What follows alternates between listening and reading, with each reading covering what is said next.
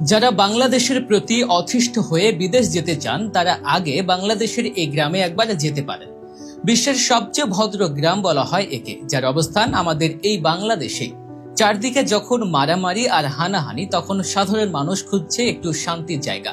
এসব রাজনৈতিক ক্যাচাল, খোঁচাখুঁচি কিংবা চোর ডাকাতদের থেকে বাঁচতে অনেকে বিদেশে পাড়ি জমাতে চাইছেন। তারা চাইলে বাংলাদেশের এই গ্রামটিতে যেতে পারেন।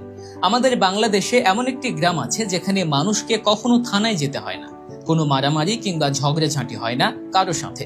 চোর কিংবা ছিনতাই কি তা হয়তো সেই গ্রামের মানুষ জানেই না। অবাক করা বিষয় হলো, গ্রামের সকলেই ধার্মিক এবং আন্তরিক। ধার্মিক শুনে হাসার কোনো কারণ নেই। নাস্তিক কিংবা মুসলিম সবাই সমান এই গ্রামে।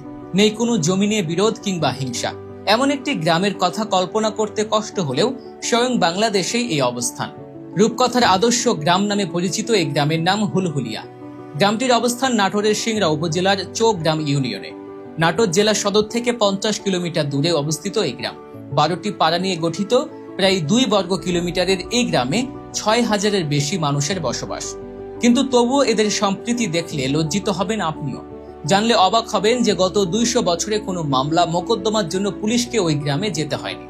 গ্রামটিতে তাদের নিজস্ব নিয়মনীতি ও বিচার ব্যবস্থা রয়েছে নিজস্ব আদালত ব্যবস্থা, কারণ এখানে কোনো অপরাধ নেই বললেই চলে। ছোটখাটো যা অপরাধ হয় তা অপরাধ নয় বললেই চলে। কি ভাবছেন, হতে পারে দূর কোনো গ্রাম যেখানে নেই শিক্ষার আলো?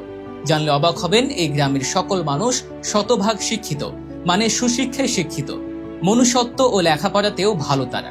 তাই তো নেই কোনো মারামারি, চুরির মতো ঘটনা। এই গ্রামে একটা দারুণ আইন হলো, গ্রামের সবার এসএসসি পাশ করা বাধ্যতামূলক, যার জন্য এখানে শিক্ষার হার প্রায় 100%। এছাড়াও গ্রামটি বাল্যবিবাহ, মাদক ও যৌতুক মুক্ত। বিনোদনের জন্য সকলে একত্রিত হয়ে আনন্দ করে।